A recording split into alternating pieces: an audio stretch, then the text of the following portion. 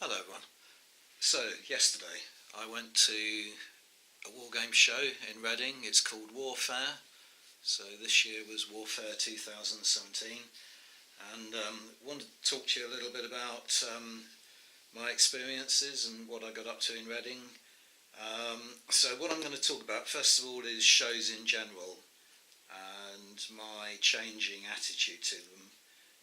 Then I'm going to show you the things that I purchased yesterday. And then I'm going to show you some other interesting things that I got up to in Reading. So three slightly different subjects. So first of all, Warfare 2017. I've been to Warfare at least 4 times before now, and it's a good show. I am very impressed with the club itself, Wargames Association of Reading. I've had encounters with them on a number of occasions, and I only wish that we had a club like that down here in Plymouth, but unfortunately we don't. But to my mind, the Wargames Association of Reading does everything right. They're a big club. They've got a lot of social activities. They put on a really good show each year. They do trips. One of the things that really impresses me is that they subsidise their club members if they go to tournaments outside of Reading and so on. Because they've prospered over the years, they've got lots of funds and they use them appropriately to enhance the enjoyment of their members. And they even have things like social events at the end of the year at Christmas time, where wives and partners and so on can join in meals and so like. But anyway, so yeah, really good club. And Warfare itself is a sort of middle ranking show. It's not the biggest by any means in the country, but it's certainly a lot bigger than the smaller clubs I managed to put on. And they have some quite interesting things to see and do there.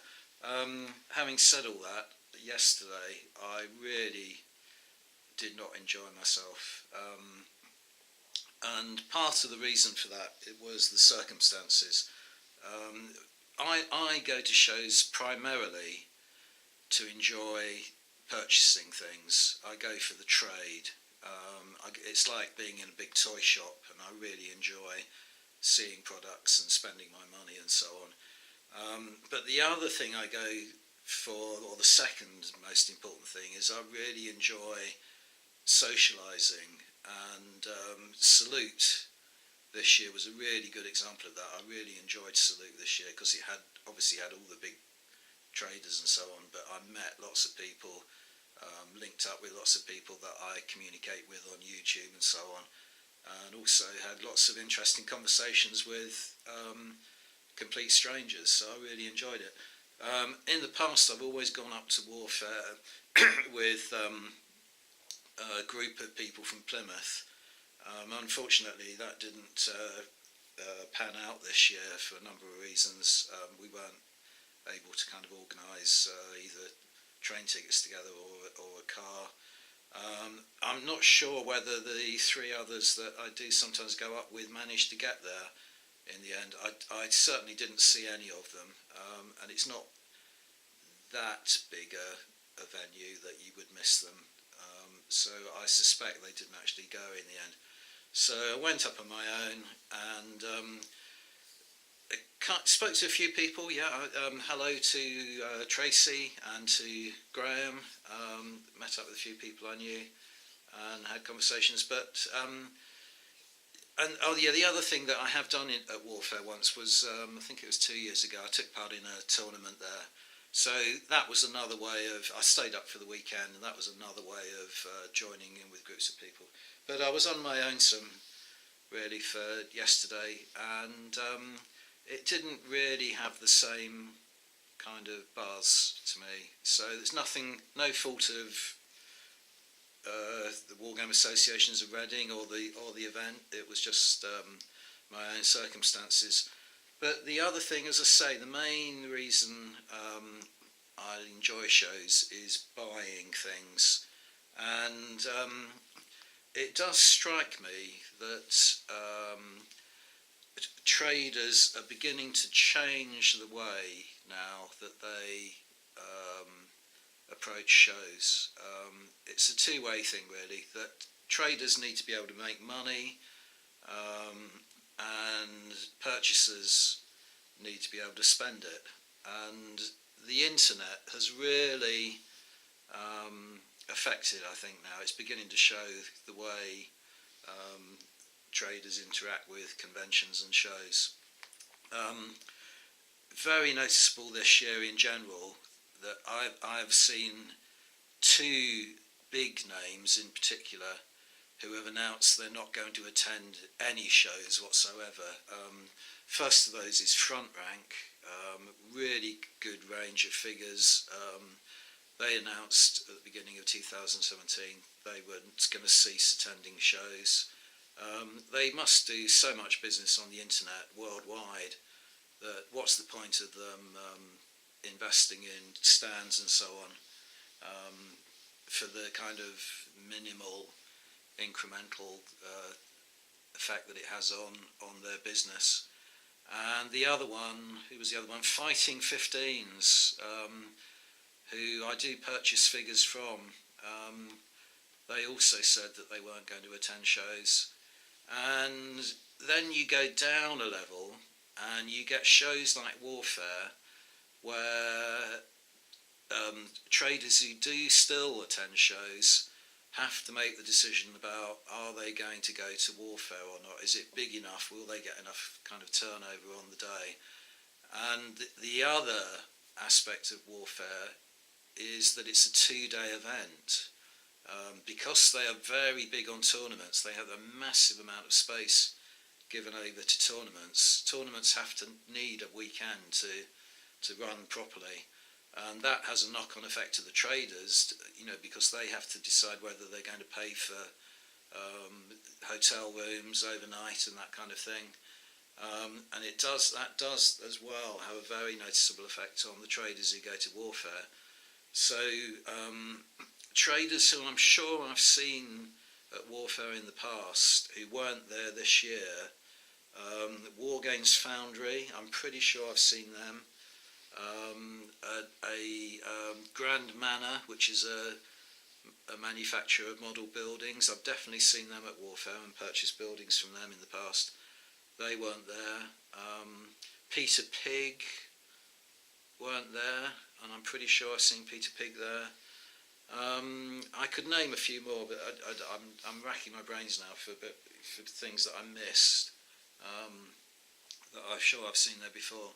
And also on top of that, there were other traders who I wanted to buy products that have been recently released from them who weren't there. So I mentioned Wargames Foundry already. Foundry have just brought out a supplement to Congo. I purchased that because it came out this month. I purchased that over the internet because they weren't going to be at the show.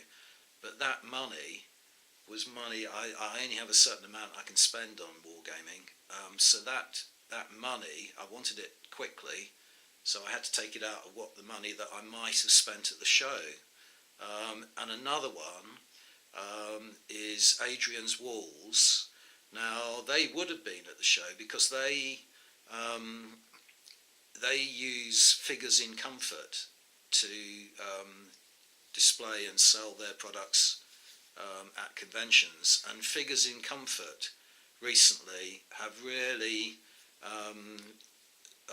sort of drawn in on themselves. I think they're still in business, but I think they're going to limit what they sell just to their foam containers and so on. And that means that Adrian's Walls are without a presence at shows, and Figures in Comfort didn't even go to Warfare yesterday. So Adrian's Walls weren't there, and this month Adrian's Walls have just released a product that I desperately want, which is an African village, which is highly suitable for Congo. So it dovetails in with my love of Congo and my love of Adrian's Walls buildings. So that was money that I had to spend that I then couldn't take to the show. So in other words, there was really, in reality, little on my high up on my list of things to buy that I needed to go to the show to get. So let me start showing you some of the things I purchased. I mean, can I carry on with this theme? Right, so I was looking at the list of traders who went and trying to decide, if I've got a bit of money to spend, what shall I spend it on? And in the end, I got really excited about this because for years, I have had my eye on a range of figures from Redoubt, which is the Trojan War. I've been thinking Wargaming with Gary has got me tempted to get into 28mm ancient Wargaming. I mean, I've got 15mm figures, but I haven't got anything in 28mm. And I was trying to think of a period, and then I sort of saw Redoubt were going to be there, and thought, yeah, I'll get some of their Trojan War figures. So this is what I got. But, this is another aspect of how traders have to cope with shows and so on. The floor space that the traders are given at Warfare is pretty limited. That was another reason why I wasn't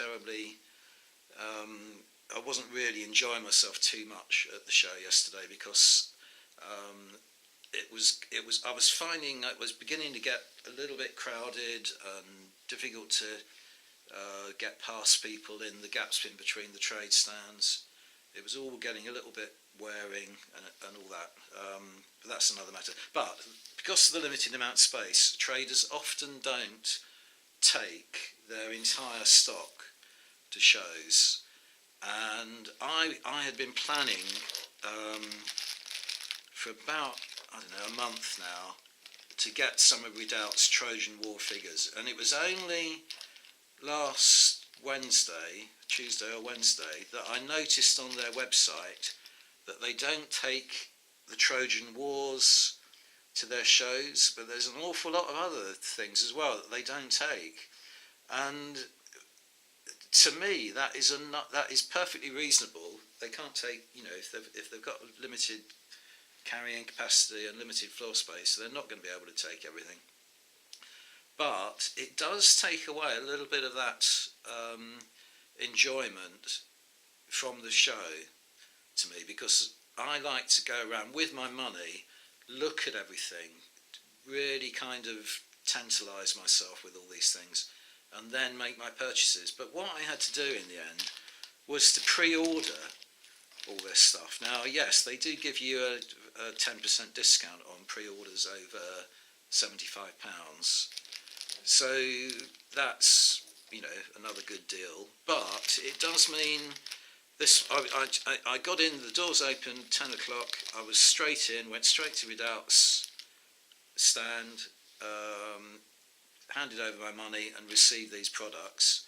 And that was more or less it. That was my spending experience. Not entirely. I did spend a lot more money, but it was all over in like 5 minutes, and the show had only just begun. So it does affect the way you interact with traders and shows and so on. It takes away a little bit of the excitement. But let me show you what I've got. This is a really interesting range, I think. It's that sort of distant past. It's about 13th century BC, speculative about what actually happened at Troy, what kind of war it was between the Mycenaeans and the Trojans, whether the Hittites were involved, and whether it was actually a war fought between Greece and the Hittite Empire, or whether it was specifically a grievance that the Greeks had with the Trojans. But it was definitely, Troy was definitely in that area where there was a clash of interest between two big power blocks, Greece and the Hittites. But it gives you the opportunity to play with chariots, with sort of more kind of Eastern-looking armies, because I got some Lucca in here. The Lucca are clothed, garbed in, given the appearance of the sea peoples, because they were one of the groups who were meant to make up the mysterious sea peoples. So they have these, I don't know whether they're feathers, but they have these sort of very distinctive headpieces on. But you have chariots, spearmen, slingers, so you have a good mix of archers and all the things that you expect from an ancient's war game. But in particular with Redoubt's range, I do like the fact that they for once they have got a really extensive range, which includes, these are some archers here, that includes a vast number of personalities. So they've got all the named characters from the Iliad in it, all the obvious ones like Hector and Achilles and Priam and Paris and Ajax and all that kind of thing. So what I was thinking was that I could use these figures in a variety of ways through a variety of games. That's just a bog standard light chariot. I think this guy's is Achilles on foot. So I've got Achilles on foot and on a chariot. So I was thinking that a lot of these character figures would be very kind of useful in kind of skirmish type games, and I've got my eye on what's going to happen with, so this is Achilles, what's going to happen with Saga when version 2 comes out. So I'm pretty sure that they are going to include some kind of mythological stroke ancient history type periods in their new set of rules.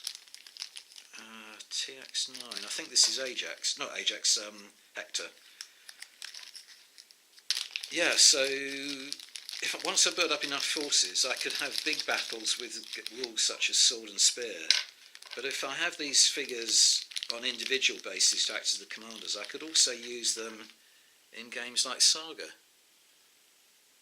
So I'm quite into the Trojan Wars at the minute. I've spent last week watching lots of documentaries on telly, watched the DVD of Michael Wood's 1985 documentary In Search of the Trojan Wars.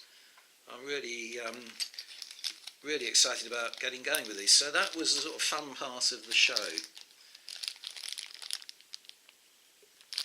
Getting hold of these, and I'm going to get to, it's a new project, I know, yet another My Butterfly mentality. So I got all those. I'm rambling a lot, so I better speed this up a little bit. One thing that I did notice as I was wandering around though, is I noticed a company called, which I had heard of before, New Line Designs, and they have a range of Mycenaeans and Trojans and Hittites as well. They don't do personalities and things, they're more sort of generic troop types. And I was looking at them thinking, oh, shall I buy just a pack of those and see how they compare to the Redoubt range? But I was pretty sure, because I've purchased Redoubt figures in the past, that Redoubt are a very large, they're on the large end of the 28mm definition, and I was pretty sure that they wouldn't be compatible. And I'll tell you what, I'm really glad that I didn't end up buying any New Line Designs, and this goes back to this whole factor about the money that you have to spend at shows. Oh, that was the other thing I was going to say, that going to shows, you really do have to take into account the amount of money you're going to spend on transport to get there. Plymouth is a little bit cut off down in the southwest, so you always have to spend a significant amount to actually get to any of these shows. I managed to get, with my senior RAL card, a return ticket to Reading for the day, which costs just over £30. I think it was about £31. But that's still, if you stayed at home, that's still enough to buy a fair number of figures over the internet. And New Line had some packs of Mycenaeans and Trojans and so on. There's about 24 figures in the pack, and each cost £20. And in the end, I thought, no, it won't be worth it, because I'm going to have figures that won't scale in with these Redoubt figures. And I didn't buy them. And when I got home, I was looking at New Line's website, and at the moment, they're offering a Christmas sale of 25% off, which means that their packs, their £20 packs, would actually only cost you £15. Now, there was no indication of that at the show, or not that I can remember seeing. All the packs I was looking at were labelled £20. Yeah, it would have been difficult for them to kind of put 15% off each one, relabel them and so on, but I didn't see any sign above the stalls. So I'm wondering whether, had I purchased the £20 pack, whether I would have got it for £15. But if not, isn't that crazy? That it's cheaper to stay at home and buy products over the internet. Another reason to put you off going to shows. And on this issue of traders not taking their entire stock to shows, one of the other things I did want to get were some bases. Because I'm going to start rebasing a lot of my figures that are individually based at the moment, in particular my Crusades, so I can play Soldiers of God. So I wanted to get hold of some MDF bases to do it, because I've realised now that what I usually do is I purchase plastic card, and cut that up using a metal ruler and a Stanley knife. And I've realised that it's actually cheaper to get these pre-cut MDF bases, which are much more tidily cut and accurately cut, than it is to go to all this hassle of buying plastic card and chopping it up myself. So the company that I was intending to buy my bases from was there. It was a company called Charlie Foxtrot. I think the Charlie Foxtrot models. It's run by a guy called Colin Farron, who lives down here. He lives on the outskirts of Plymouth, and I purchased things from him before. And his bases are favourably priced compared to war bases. So it made sense for me to buy them off of him. He doesn't take any of his bases to the shows. He's only a small firm. I think he had his wife there. They can't possibly take anything, so he just takes his MDF buildings and so on. Whereas war bases, which is where I got these from in the end, do take this. So I purchased them from war bases in the end.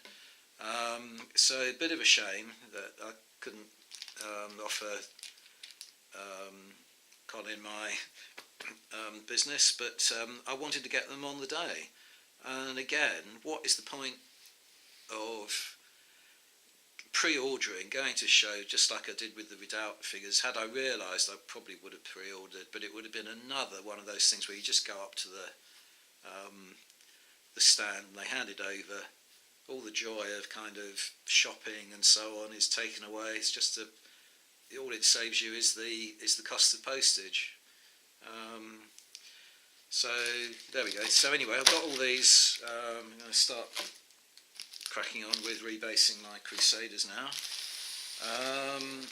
Another thing that was the company that were there, I wanted to buy things from, was Debris of War. So at Salute I purchased a lot of their flower tufts and so on, which I'm really pleased with. So I wanted to get a few other things. I wanted to get some of this flock. I've got the poppy field, and I've got white blossom, which I don't know, that does strike me more as flock than material you could put on trees. So I think that is meant to be for basing. And I've been looking at the flowers that I've got, the flower tufts that I've got, I really like.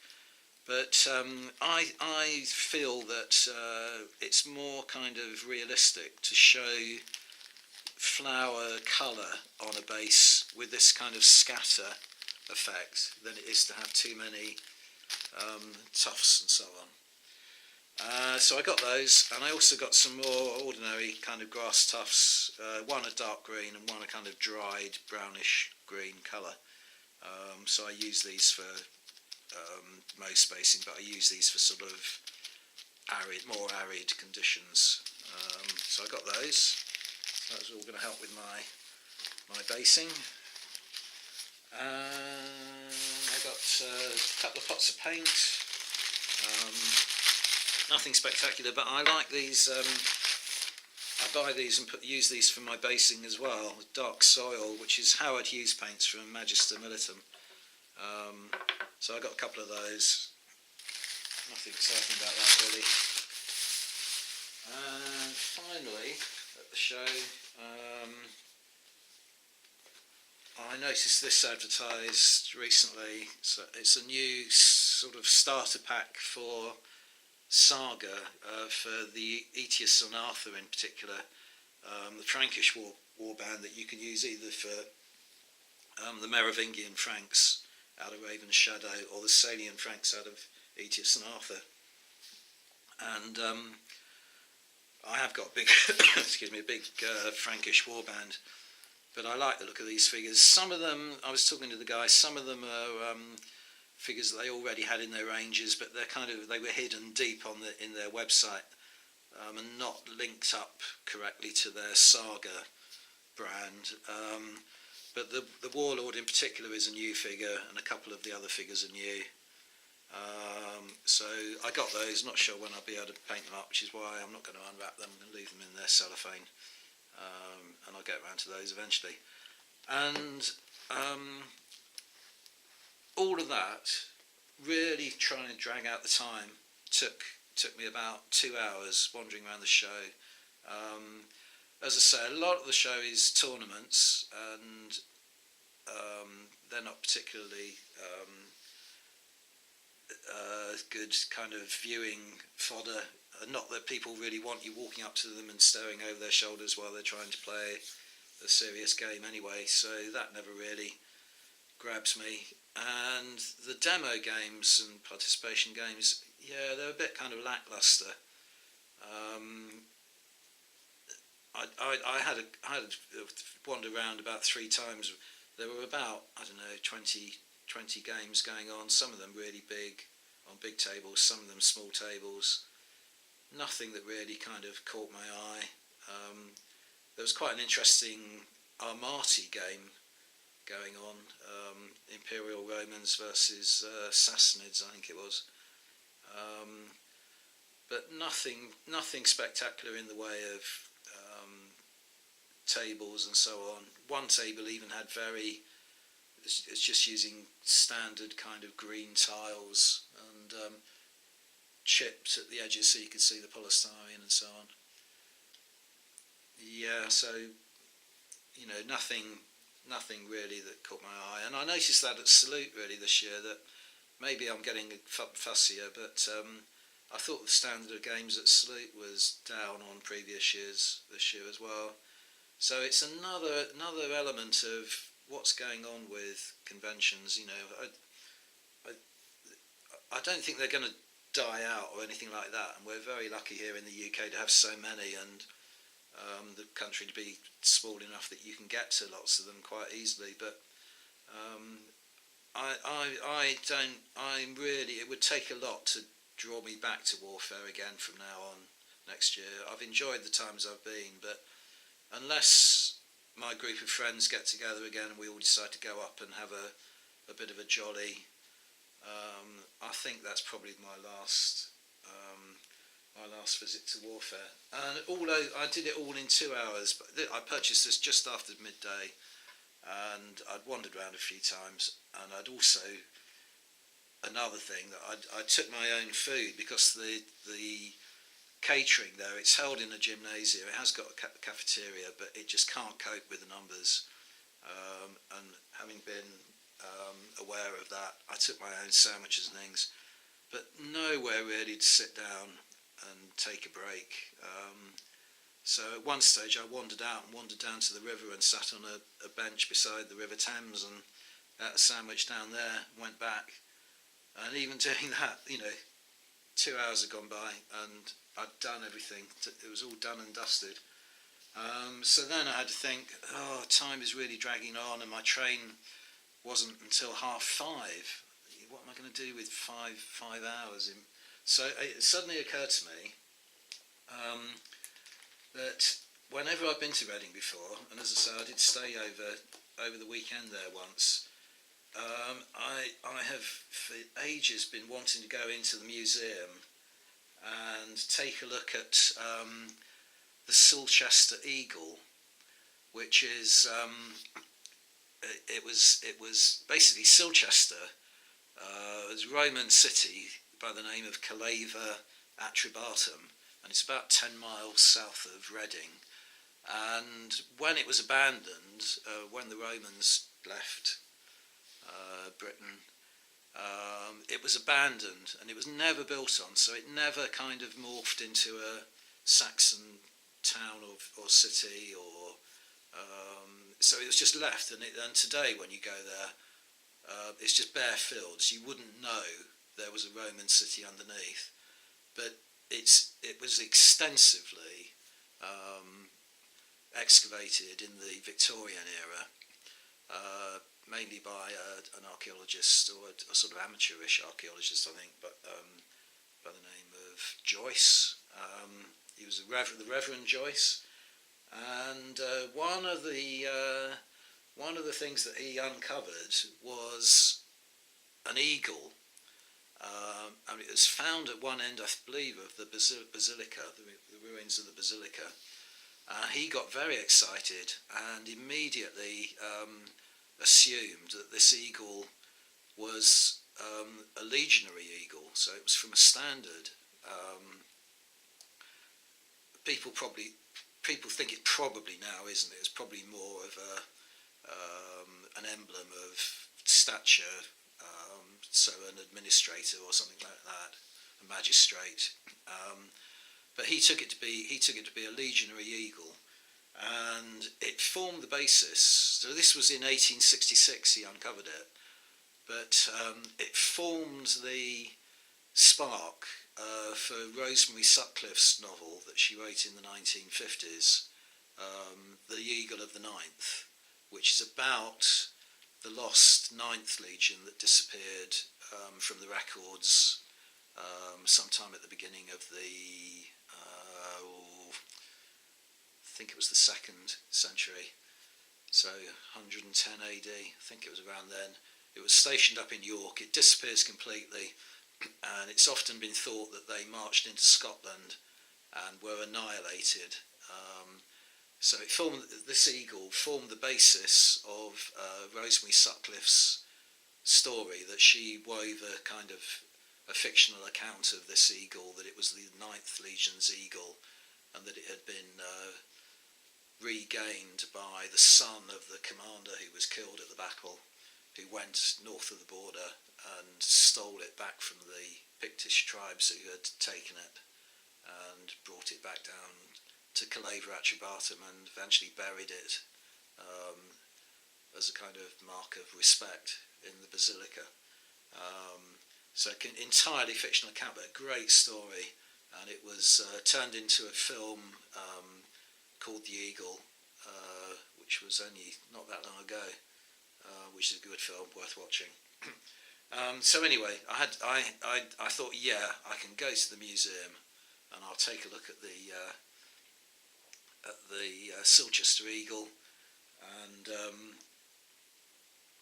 the whole, in fact, the whole gallery is full of other things apart from the eagle that they uncovered at Silchester, and quite a few other things that really interested me. There was a particularly impressive head of the god Serapis, which had actually been found. It hadn't been found during the excavations. It had been found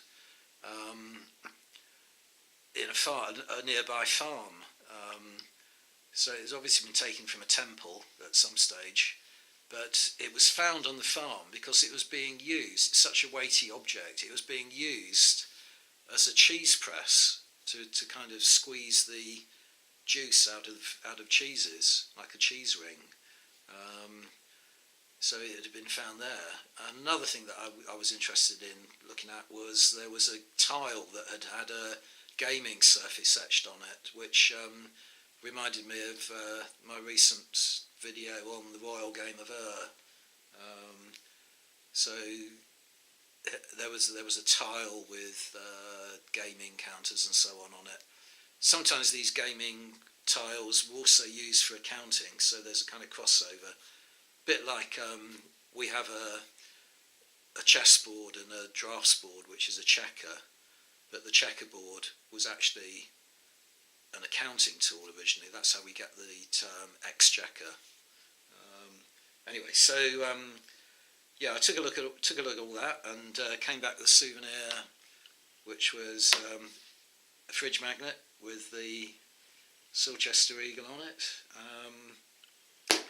And also another completely happy kind of find that I just did not realise was in the Reading Museum is, again, in the Victorian era, a little bit later. I think it was 1886, about 20 years after Joyce excavated Calaver at Trebartham.